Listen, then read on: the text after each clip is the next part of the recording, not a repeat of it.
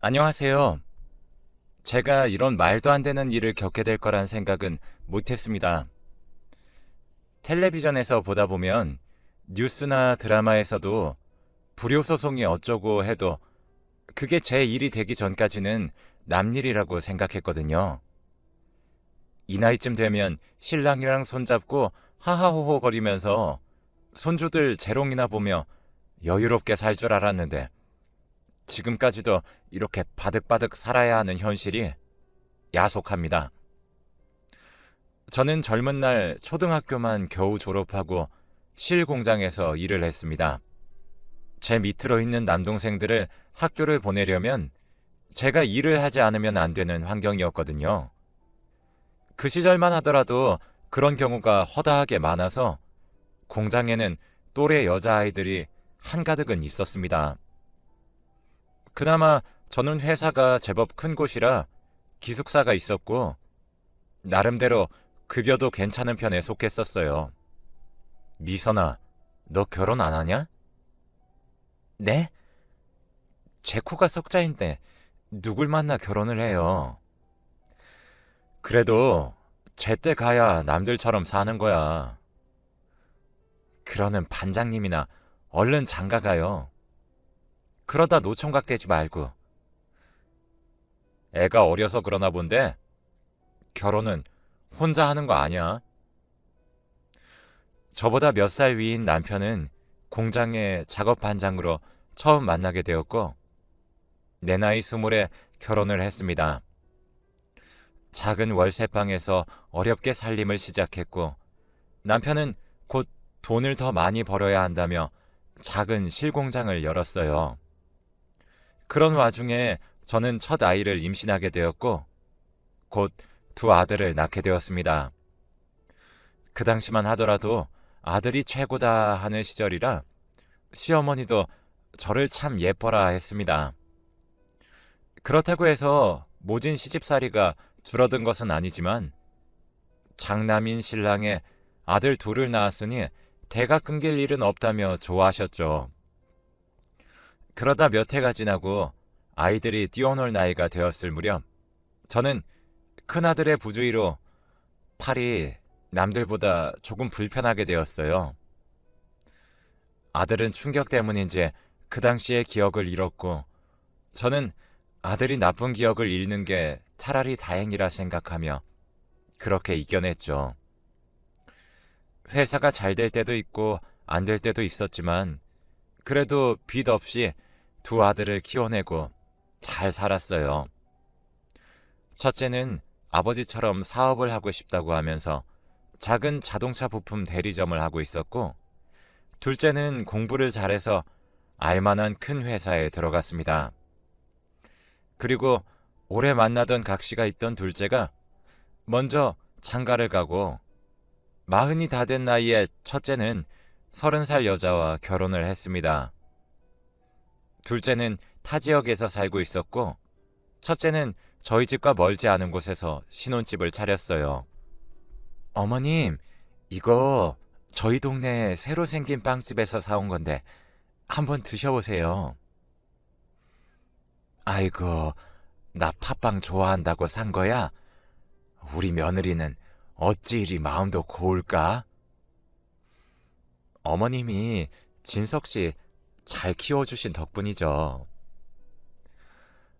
우리 아들이 나이가 많아서 사돈 볼 낯이 없었는데 내가 참 고맙다, 인선아. 이것도 다 어머님 복이에요. 그보다 아버님은 이번 연휴 때 뭐 하세요? 우리가 뭐 할 게 있나? 그저 집에서 쉬겠지. 그럼 같이 바다도 보고 올까요? 아버님은 아직 조금은 무서워요.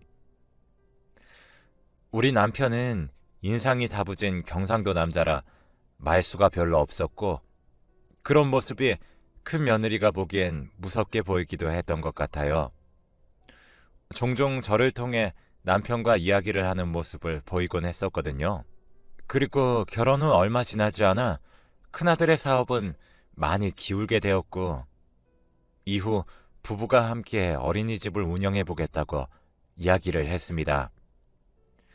거기서 저희 남편이 돈을 좀 보태줬고 어린이집 운영을 시작했어요. 저는 신랑이랑 첫째가 사업을 했지만 저는 그쪽으로는 무지렁이라 알지 못했고 잘 되고 있다, 요즘 힘들다 정도만 알고 있었습니다. 어린이집은 몇 년 정도 했었고 그 사이에 조카도 태어났어요. 어린이집을 하고 가족여행도 가던 그 시절이 저한테는 가장 행복했던 순간이 아니었나 싶습니다. 그리고 얼마 뒤 신랑은 지병을 앓고 있던 당뇨 합병증으로 먼저 세상을 떠나게 되었어요.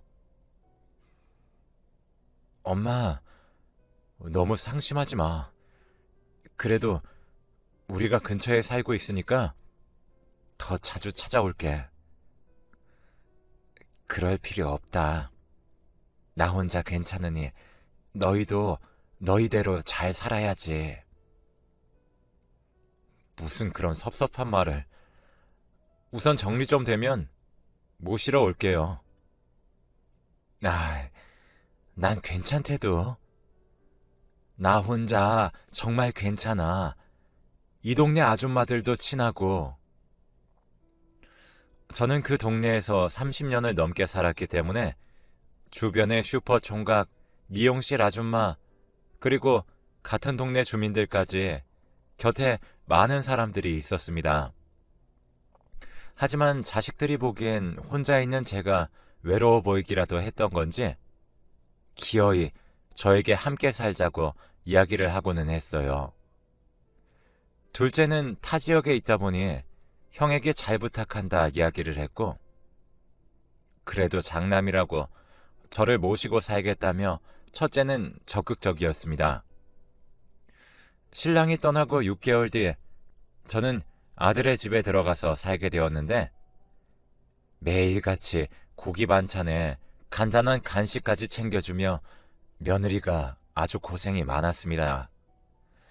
팔이 불편하기는 했지만 제가 혼자 할 수 있는 청소기를 돌리는 것이나 빨래를 개는 정도는 아들 내외가 일을 하러 간 사이 제가 하고 있었죠.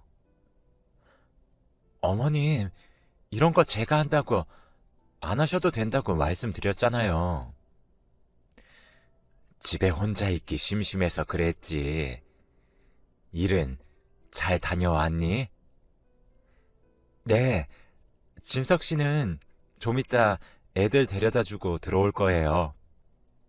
오늘 저녁은 뭐 드시고 싶으세요?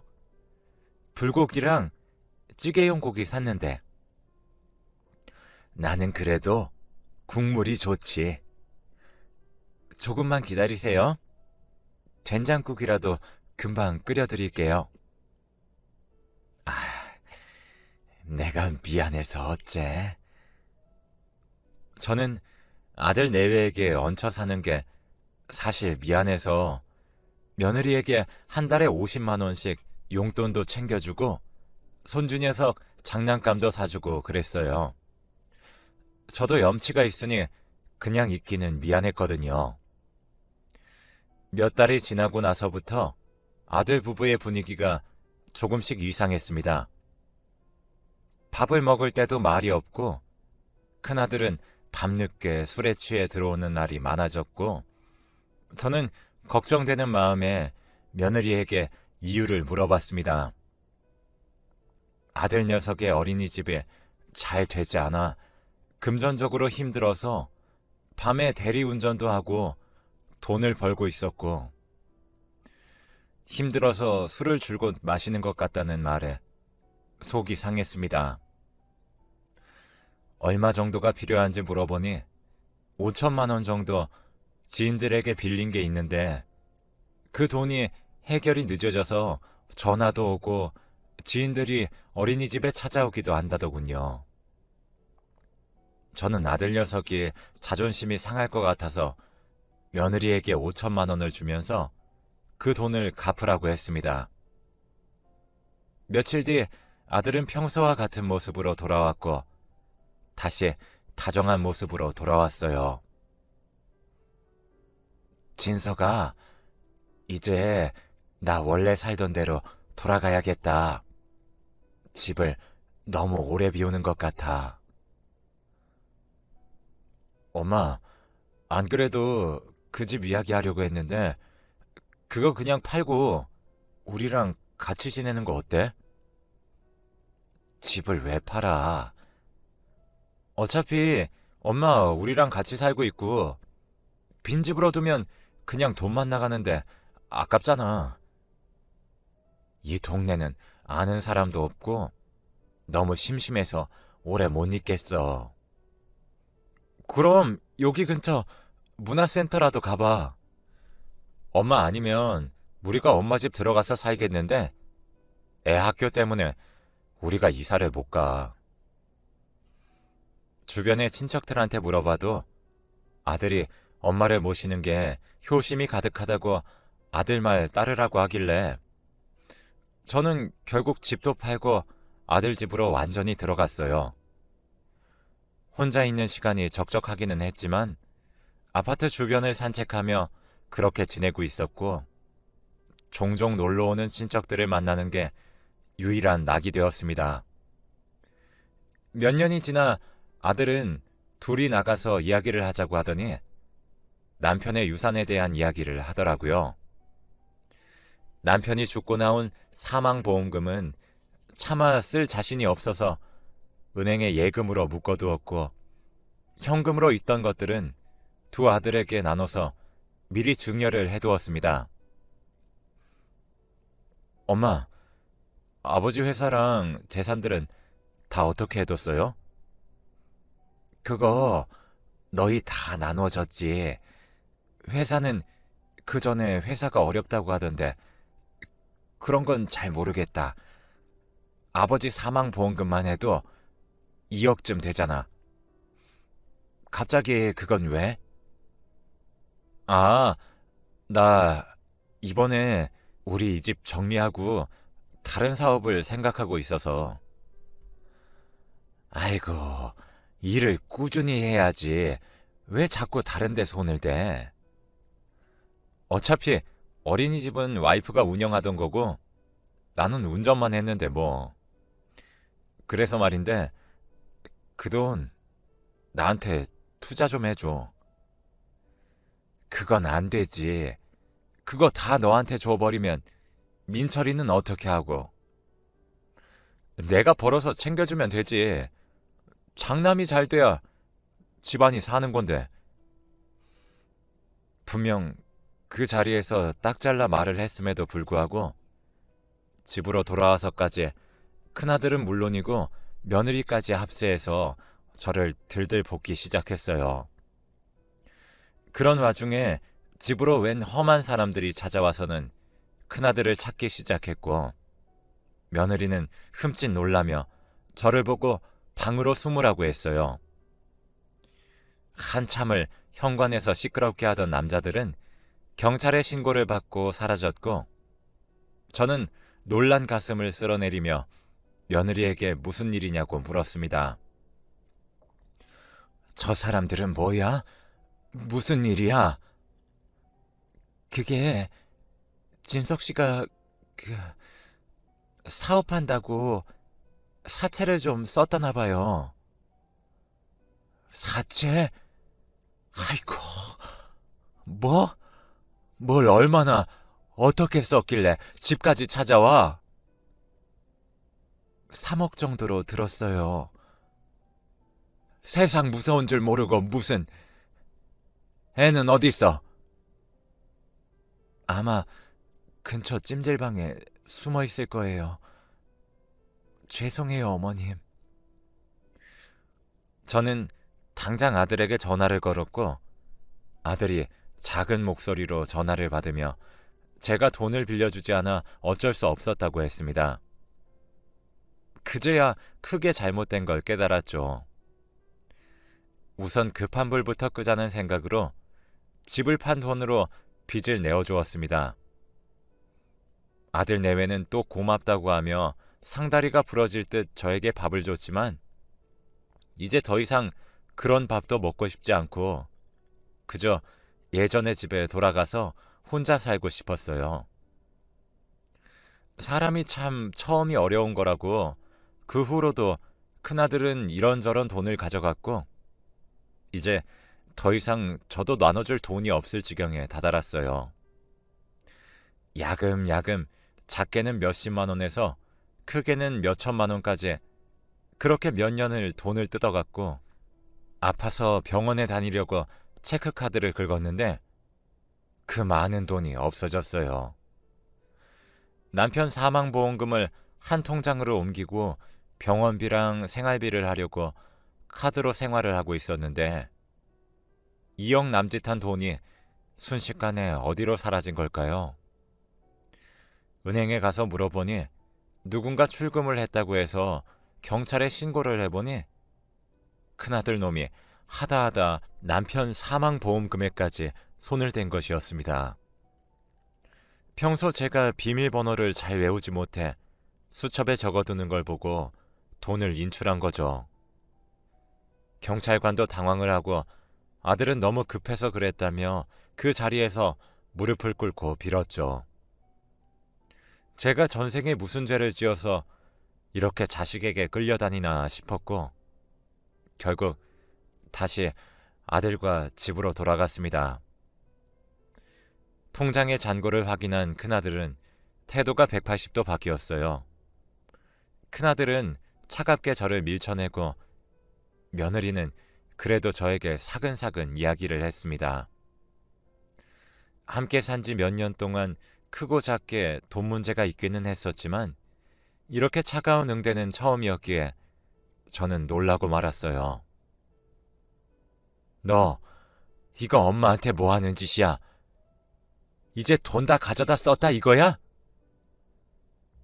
그게 아니라 내가 엄마 빨래는 따로 두라고 그랬잖아. 뭐? 종류별로 모으는 게 맞다고 했잖아. 그리고 여태 말 없다가 갑자기 왜 이래? 아, 싫다고. 이제 못 참겠다고. 그리고 우리 집에서 지낼 거면 최소한 밥 먹을 때 쩝쩝거리지라도 말던가. 이제 밥 먹는 걸로도 뭐라고 하는 거냐? 큰아들과 대판 싸운 그날 며느리는 제 방으로 와서는 따뜻한 녹차 한 잔을 내밀며 이야기를 하더라고요. 요즘 또 회사가 힘들어서 저러는 것 같다고. 혹시 3천만 원 정도만 어떻게 안 되겠냐고 하면서요. 너무 화가 나서 나가라고 소리를 질렀고 문을 쾅 닫아버렸습니다. 큰아들 내외는 더 이상 저에게 가족이 아닌 그저 제 돈만 노리는 기생충으로 보이기 시작한 거죠. 그 이후로 입에 담기조차 힘든 모욕을 수도 없이 당했고 너무 치욕스럽고 화가 나서 어디 신고라도 하고 싶은데 집에는 전화기가 없었어요. 제 휴대폰은 이미 큰아들에게 뺏긴 지 오래였고요. 그런데 이제 정말 가진 거 없으세요? 정말이다. 정말 없어. 아, 정말 곤란하네요. 제가 그동안 어머니께 해드린 밥값이 얼만데 저희 지환이 유학이라도 보내주실 줄 알았는데 실망이에요. 며느리는 제 앞에서 다리를 꼬고 앉아서 큰아들에게 말을 했고 큰아들은 저를 쳐다보지도 않은 채 밥을 먹으며 대답했습니다. 그래, 이제 그만하자. 저 늙은이 이제 기초생활수급자라서 나랏돈 타서 쓰겠지. 그리고 수저를 내려놓으며 저를 잡고 밖으로 던지듯 내쫓았습니다. 제 옷가지와 휴대폰은 주지 않았어요. 저는 갈 곳이 없었습니다. 휴대폰도 없어서 아들에게 연락을 할 수도 없었고 돈도 한 푼 없어서 어디 갈 곳도 없었고요. 그저 작은 아들은 1시간 떨어진 거리에 살고 있다는 게 제가 아는 전부였고, 그나마 기억을 더듬어 예전 신랑이 운영하던 공장으로 갔어요. 택시비도 없어서 그 앞에서 직원에게 돈을 빌려서 택시비를 냈고, 그 직원에게 휴대폰을 겨우 빌릴 수 있었습니다. 회사 사장님한테 전화 한 통만 해줘요. 나 김병기 씨 형수 되는 사람입니다. 네? 잠시만요. 저는 공장 안에 들어가 덜덜 떠는 몸을 녹이며 전화를 기다렸고, 곧 남편 공장에서 시동생과 통화를 할 수 있었습니다. 아이고, 형수. 그동안 어디 있다가 갑자기 공장으로 갔어요? 연락도 안 되더니. 도련님, 나 좀 데리러 와줄 수 있어요? 저 지금 밖이라 시간이 좀 걸리는데 기다려 주시겠어요? 금방 갈게요. 시간이 지나고 저를 본 도련님과 동서는 놀라 입을 틀어막았고, 저는 덜덜 떨면서 동서내로 갔습니다. 그 집에서 정말 오랜만에 따뜻한 물에 씻고 따뜻한 밥을 먹었는데, 왜 그리 눈물이 나던지 나이 70살이 다 되어서 추하게 울어버렸고, 두 사람은 아무 말 없이 그 자리에서 한참을 앉아 있어 줬습니다. 그리고 그간의 이야기를 들은 도련님은 화가 나서는 아들들을 불러 모았습니다. 큰아들은 저를 보고도 태연하게 휴대폰도 놔두고 어디를 갔냐며 걱정하는 척을 했고, 그 모습을 보고 있으니 오만정이 다 떨어졌어요. 삼촌, 어머니께서 요즘 약간 치매가 오고 있어요. 그래서 요양원을 알아보고 있긴 한데 그 사이에 사라지셔서, 그래도 삼촌한테 찾아가서 다행이네요. 네가 엄마를 괴롭힌 건 아니고. 무슨 말씀하시는 거예요? 제가 왜 어머니한테 그런 짓을 해요? 항상 미안한 일들 뿐인데. 그보다 삼촌네 집은 어떻게 오신 거예요? 어머니께서 주소라도 외우고 계셨어요? 내 회사로 찾아오셨다. 아니, 너희 아버지 공장으로 온 게 맞겠지? 네? 너희 아버지 회사 지금 내가 받아서 운영하고 있다. 아니, 아들인 제가 있는데 그걸 왜 삼촌이? 그럼 그 회사 주식들은요? 그 말에 큰아들은 다시금 눈을 반짝이며 도련님을 쳐다보기 시작했고, 저는 그 모습을 보고 있으니 그 악몽 같던 시간이 꿈이 아니었음을 실감했습니다. 네가 찾는 그 주식 내가 가지고 있다. 왜? 나한테 남은 돈 있으면 또 모시고 산다니 헛소리를 하려고 그래? 엄마, 아니 그건 말이야. 내가 원래 모시고 있던 게 맞지. 그보다 엄마가 주식 같은 걸 관리할 줄 알아? 이래서 사람은 빈 통장이라도 갖고 죽어야 한다더니. 너한테 정말 실망했다. 내가 너를 어떻게 키웠는데 부모 알기를 돈으로 알아? 나는 네가 장난친다고 날 밀어 내 팔을 이렇게 만들었어도 너 원망한 적, 너한테 뭔가를 바란 적 한 번도 없다. 그런데 이게 그 보답이야? 이제 나라 돈이나 다 쓰라고? 이제 너 같은 아들 필요 없으니까 썩 나가! 그 와중에도 큰아들은 주식이면 돈이 얼마냐고 하면서 주저리 말을 하고, 얼마 전 회사 주식이 상장일이었다는 걸 알고는 뒷목을 잡고 쓰러졌습니다. 옆에 있던 큰 며느리도 금액을 듣고 나서는 제 앞에서 무릎을 꿇고 싹싹 빌기 시작했고, 도련님은 그런 저의 뒤에 서 있었어요. 가만히 모든 이야기를 듣고 있던 작은 아들은 작게 한마디 내뱉었습니다. 형이 엄마를 밀었다고요? 생뚱맞은 소리에 저는 작은 아들을 바라보았고 작은 아들의 표정은 일그러졌습니다. 그래, 네 형이 나 놀라게 한다고 놀다가 사고로 그랬지. 제 말을 듣자마자 작은 아들은 큰아들 위로 올라가 주먹을 뻗었고 큰아들은 그걸 떼어내느라 정신이 없었습니다. 결국 도련님의 호통으로 상황은 정리가 되었고 작은 아들은 그저 저에게 미안하다는 말을 반복하며 울고 있었어요. 미안한 것으로 치면 제대로 재산도 나눠주지 못한 작은 아들에게 제가 더 미안한데 계속 미안하다는 말만 하고 있길래 제가 왜 그러냐며 다독여줬더니 하는 말이 가관이었습니다. 큰아들은 사고 당시의 기억을 잃은 게 아니라 처음부터 기억을 하고 있었고 제가 학교에 오는 모습들도 부끄러워하며 지냈어요. 그러면서 작은 아들에게 너 때문에 엄마가 아픈 거다 하며 계속 이야기를 했고 계속해서 그런 이야기를 들은 작은 아들은 저에게 미안한 마음에 가까이 다가오지도 살갑게 하기도 죄스러웠다고 했어요.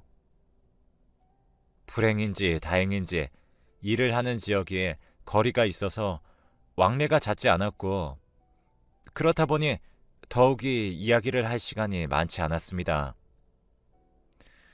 작은 아들은 용기를 내보려 했지만 겁이 나서 말을 못했다고 결혼할 때에도 형이 엄마가 너랑 가까이 사는 게 불편하다고 하시더라 라고 했다고 이야기를 하더군요. 본인의 실수이자 잘못을 동생에게 덮어 씌운 걸로도 모자라 저를 철저하게 고립시키는 큰아들이 저는 더 이상 제 아들 같지 않았습니다. 저는 주식을 일부 정리하고 제가 살 집을 마련했어요. 제 나이에 주식이라는 게 참 이상하기도 한데 동서가 도와준 덕분에 이렇게라도 살 수 있게 되네요. 사실 처음 남편이 도련님께 공장을 넘기고 일부를 주식으로 저에게 준다고 했을 때 무슨 말인지 이해가 하나도 되지 않았었는데 이 일이 있고 도련님에게 하소연하며 땡전 한 푼 없이 이제 어디서 어떻게 살아야 할지 모르겠다고 말을 하니 주식 이야기를 꺼내더라고요.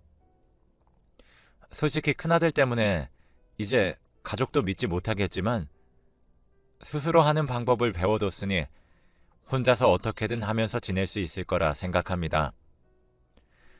저는 제가 다시 원래 살던 곳으로 왔습니다. 남편과 함께 살던 집은 아니지만 저와 친했던 동네 사람들이 있는 이곳이 제가 머물러야 할 곳이라는 생각이 들었고요. 집 주소는 작은 아들 부부에게만 알려주고 다른 사람들에게 알려주지 않았음에도 얼마 전 큰 애들 부부가 찾아왔었습니다. 어떻게 알고 온 거야? 목욕탕집 아줌마가 바로 알던데 뭐. 엄마, 내가 정말 미안해. 그러니까 한 번만 더 도와줘. 나는 이제 네가 무섭다. 내 아들인데 내 아들 같지 않아. 내가 이번에는 정말로 사채를 썼는데 나 곧 죽을 것 같아. 매일같이 전화 오고 찾아오고 제발 부탁이야. 이번에는 정말이라니? 내가 저번에 이야기할 때 그때는 내가 노름하느라 돈이 필요해서 엄마한테 거짓말을 했는데 이번에는 주식 투자하느라 돈을 좀 빌렸어. 조금만 기다리면 오를 건데. 넌 어떻게 나이가 50이 넘어서도 그렇게 반푼이 같아? 너 줄 돈은 없고 이젠 나한테 기댈 생각하지 마. 어차피 엄마 죽으면 우리한테 줄 돈이잖아. 그래, 너 말 잘했다. 죽고 남은 돈 다 기부해달라고 변호사한테 찾아가서 말할 테니 다시는 오지 마.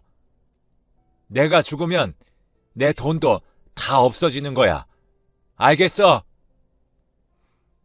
이후로도 몇 번을 찾아온 큰아들은 제가 계속해서 자리를 피해버리자 언젠가부터 오지 않게 되었고, 지금은 그 이후 2년이라는 시간이 흘렀습니다.